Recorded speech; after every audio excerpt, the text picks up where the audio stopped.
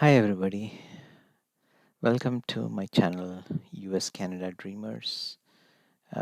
Today, I would like to talk about COPR extension and my personal story on COPR extension. I have been in US for a decade and then got fed up and with the immigration in US and wanted to immigrate to Canada. And I'll make more videos on how to immigrate to Canada and how to apply for express entry and all that.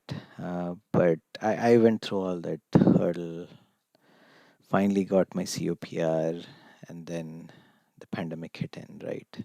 Like most of you guys who are interested in this video, they're watching this video and their COPR expired and they kind of lost and don't know what to do.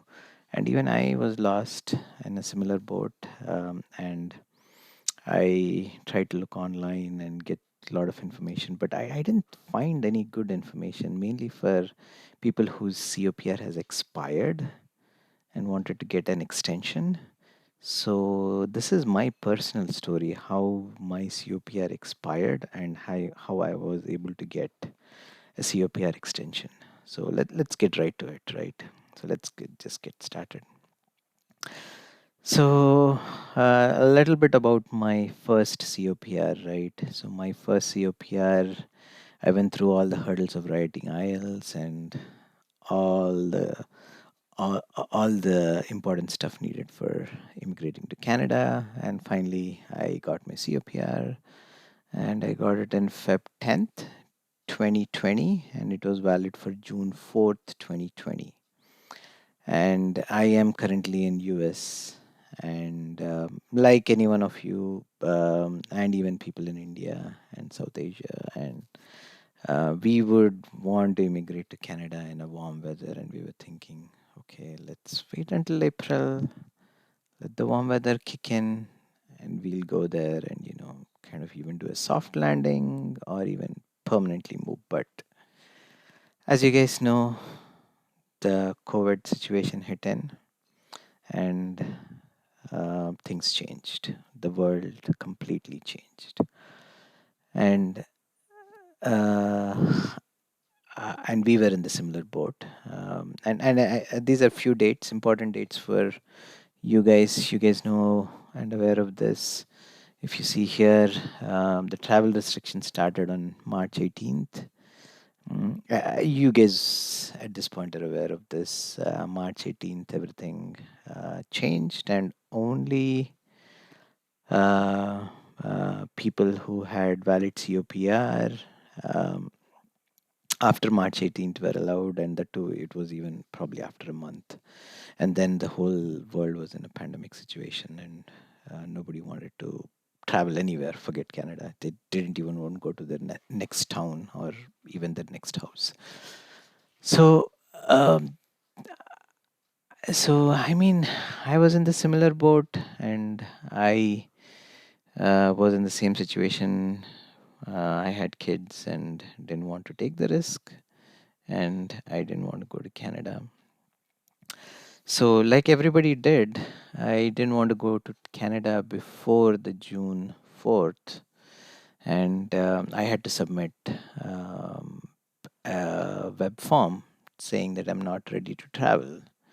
And if I would highly recommend or request everybody whose COPR has expired and who still want to go to Canada to send an email to IRCC using the web form saying that I'm not ready to travel for COVID-19 and the pandemic situation. And I'm sure most of them, at least 95% of them, have already sent this email. If you have not, for the rest of the 5%, please do send this email. I guess all you need to specify here is I'm not able to travel because of the current pandemic situation with COVID 19. Due to the current pandemic situation, I may not be able to travel because it's not safe, and also because of the fear of getting infected during the travel, which is all valid. And it will be very risky and unsafe to travel during the time. And um, this is the reason we are we are requesting you to extend our COPR, right? So this was my first email, right, saying that I'm not ready to travel before my COPR expired on June 4th. I was clearly and genuinely not ready to travel with everything what was happening, especially in May when everything was in peak. I did not want to travel, and this was the email. And this is a good format if you guys want to take a screenshot. It has all the information which is genuine and which is valid. So please send an email to IRCC if you have not. But I'm sure most of you would have already sent this email, right? So this was good that IRCC at least came out and said that don't worry, even if you have if your COPR is expiring, don't just rush into Canada with this pandemic situation. Send us this email. We'll kind of let you know the process, how to get your COPR extended. That was somewhere in May. People were okay, that's fine. This is like a very pandemic situation. We don't want to go to Canada right now. It's not a good time to go. So that's something good from the Canadian government side. I would say that they did offer this option, not saying that people can extend their COPR based on the situation. But as things changed, right, I was ready, or I would say I was kind of ready end of June because things were getting a little bit better, and we knew basically not that the pandemic situation was getting any better, but at least we knew how to get around it, like wearing mask, kind of sanitize. Yeah, I mean, after spending so much effort on getting a Canadian PR, you don't want to lose out on it, right? You want to go as soon as possible. So we were kind of ready on June 23rd, and I think the Canadian government did say as soon as you're ready to travel, please send us an email. And I was ready to travel in June 23rd, as you see there. And I sent out an email to the Canadian government saying that I am ready to travel. And if you see here, I sent out an email here saying that we are ready to travel and we were not able to travel because of the COVID-19. Please let us know how we can extend our COPR. So we sent out this email and we got all generic responses. And this has been the situation with everybody. Even Canada didn't know how to deal with this. There were like these hundreds and hundreds of COPR applicants whose COPR has expired, and they didn't have any idea how to renew them, and even they were trying to figure out this in June. And they did release some um, manuals saying that we have a process for COPR extension, but I guess they didn't really know what was going on or how they could extend COPR for the people who have expired. So it was a big mess. So we kind of sent two web forms, one in June and July, pretty much stating we are ready to travel, we want to come there, and nothing worked. You know, we just got generic responses. Nothing worked. And then at some point, I would say early August, they did release some guidances saying that you could come to Canada or extend your COPR if you have a non discretionary reason, which means that uh, that's something which is mandatory and not optional, like soft landing, right? You cannot come to Canada, you just want to soft land and then just go back. So they had highly discouraged soft landing, and plus they were giving preferences to people who had family in Canada. So we had family in Canada. Well, my wife's sister was in Canada, so we took that as our basis. And it was a part of it was the reason too. During the pandemic, we can't go out, and we wanted to be close to our family. My wife really wanted to be close to her sister, so we said, why don't we tell this to IRCC and see how they respond. And I would request everybody to give your personal reason, right? Whatever it may be. You left your job, you don't have a job now, it's becoming very difficult for you to live. You had all these plans to come to Canada, something personal, your personal reason why you want to come to Canada. And if you don't come, why that would be bad. I mean, like really bad, right? Not just bad. Um, if you're happy where you are, I would just say just wait for another 6 months. Things will get cleared and you can apply for your extension then. But if you are genuinely want to come to Canada, pick that reason, get good supporting documentation why you want to come to Canada. Like you suppose if you kind of gave up your job, right? Um, get a copy of your resignation letter saying that I have left my job, and you can say, I don't have a job now because I got a COPR and I was planning to come to Canada, and this pandemic was not my fault. So get your personal reason, and apart from the personal reason, the Canadian government did request you to supply these documents. And for my situation, I kind of supplied these documents. If you see on the screen right here, letter of explanation, basically saying I want a family reunion, right? And I attached all my COPR, the COPR which has expired, a scanned copy of that. Then I booked a accommodation in Airbnb close to my sister-in-law and brother-in-law. And this is Airbnb, so if you book the one which has free cancellation, I would recommend that. In case you can't make it, right, you just do the free cancellation. So you can go for that option. Then proof of funds, of course, you want to have enough funds to come to Canada at least for 6 months. And this is not just a requirement. I would personally suggest you at this point, if you are trying to go to any other country, be prepared for not having a job for at least 6 months, right? So yeah, you have enough funds to move to Canada. It's the basic stuff, whatever they say on the website. And then I am a programmer in the tech industry, so I kind of created my profile on Monster and Monster Canada. I had a profile in Monster US, but I created a profile in Monster Canada and made it public. And I myself also wanted to test out how the job market is in Canada, right? Not just for the sake of COPR extension.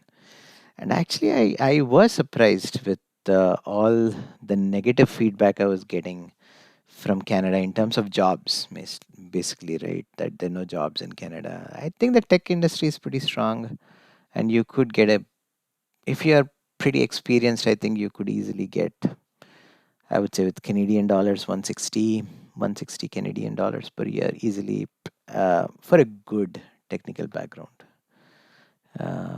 So, all right, I put my profile out there. I can make more videos on these based on how you guys respond to this current video. If you like this is a good time. Give a thumbs up and subscribe to my channel so that these things are available to other people who are looking for more information. So please subscribe. And then I actually even did get some emails saying that they wanted to schedule an interview with me, and they wanted to offer me jobs in Canada, mainly in the Toronto area. So the tech industry in Toronto area is really good, and I did get really good response. Anywhere from like 60 Canadian dollars to 80 Canadian dollars easily if you are a good programmer, right? C# or .NET. And you guys out there, when I say good programmers, the tech guys, you know what that means. Then I had my brother-in-law. Basically, he had the 14-day quarantine period, right? So just wanted to make sure the Canadian government knows that I have some support, and my brother-in-law can support me. And so I asked him to send an email saying that, hey, welcome to Canada, and I will support you and all that. Which even if he didn't send the email, he would have supported me. So, but the more supporting documents, the better it is. And then, of course, the address proof. Any kind of address proof you have that your relatives, whoever it is, maybe your close or far, are staying in Canada, just some kind of address proof, right? So, documentation, the key thing I want to highlight here is this is my situation, but based on your situation, put as much as documentation as possible, and you will hear back. You just have to be patient. So I did this in August, end of August, and also early September. Since they kind of opened it up, right? I kind of kept sending them web forms. I did send them like 2 web forms at least, if not three. It might be two or three. I kind of spaced it like at least 2 weeks apart so that they get enough time to kind of respond to my email. So if I don't get a response for 2 or 3 weeks, I send another email. I don't try to send an email like every day. That would be bad. So like 2 or 3 weeks, send an email. So surprisingly and finally, I did get an email from one of the immigration officers saying that we're trying to extend your COPR, but we could not because your medicals has expired. And this was very disappointing to me because they did say they would automatically extend the medicals for about 6 months and to 1 year for everybody who doesn't have any serious or any medical conditions. And in my case, I was pretty healthy. And in my previous medical exam, I had nothing, like everything was good. So I was expecting an extension for my medical, but did not. And that was something sad because, as you know, the guys in US, it costs around $500, $500 to get your medical exam done. So for a family, it's like $1,000. So I was pretty disappointed, but what could you do? Since you had this Canadian dream, you have to pursue it. So I went ahead and spent another $1,000 to get my medical exam done. And luckily, my security and background results were valid until May 13th, 2012, which is the FBI validation in US, which is not that expensive. It's just like a couple of bucks, like probably I think $20, which was valid until May 13th. So I was like, okay, at least I'll get an extension until May 13th. I'll have some time to plan and move to Canada. So I was like, okay, I spent the $1,000 and did my remedicals, and I did my medicals on November 19th, and I did not get any response until December 1st. So I was expecting as soon as I passed my medicals on November 19th, I would be requested for um, or get an extension for COPR within a week, but I had to wait almost like 3 weeks. So patience. That's been big during this pandemic. I think if you're patient and take care of what you need to, you will get through this. So, anyways, after 3 weeks, finally they sent. I did my medicals, and finally they sent on a December 7th. They sent me a request to get my passport. Uh, so I was requested for my passport and photos again, and this is another expensive process. It almost takes like $100 to send your passports to Canada and even do the return shipping label, especially when if you're in US. So that's another $100 expense, and the passport photos. You have to go to a photographer. They would not take, like, you cannot just take a digital camera and in your home and just do it. Take your pictures, right? I have seen some of my friends, they got rejected and they had to again, your COPR or your your express entry would not get rejected, your photos would get rejected. So they had to go again to the photo studio, like either Walgreens or CVS. I would recommend Walgreens, at least in my area. Walgreens was good. So I kind of went to Walgreens. It charged like $15, which is again like for family and kids. It's pretty expensive. The whole thing is $150, which is another disappointing thing that I had to do, which is monetary and it costs money. So, but what are you going to do, right? You want this COPR and you worked for it, so I kind of went ahead and did that. And finally, after sending my passports on December 17th, I did get my passports and COPR extended until May 13th, 2021. Um, so I guess that was my journey. And so finally I got my COPR. So the key things I would highlight here is mainly when you're ready to travel here, right? Put some personal reason, which is very personal to you, why you want to travel to Canada, and really personal, which is tailored to you, and which is like if you don't migrate to Canada, what would be the worst thing which would happen to you, right? And then provide all the supporting documentation. And hopefully you get the medical extension. You don't have to pay this extra money, and hopefully you just get the letter for travel extension so that you don't have to spend this additional money for couriering IRCC all your documents and passport. So let's hope that happens to you. But in my case, I had to redo my medicals and resend my passport. But anyways, so finally on May 13th, I did, December 17th, sorry, I did get my passports and it's valid to May 13th. So that was my journey, guys. And just a quick recap. My COPR was expiring in June 4th, and I couldn't travel because of COVID. I did send an email. If you did not, please go ahead and send that email right now, stating that you cannot travel due to COVID. And the Canadian government is very accommodating on that. So just do it right away if you have not. And then when you're ready to travel, make sure you have a good personal reason. Doesn't matter how many times you send, right? But your request needs to be very personal. Why? What is the worst thing which could happen to you if you don't travel to Canada?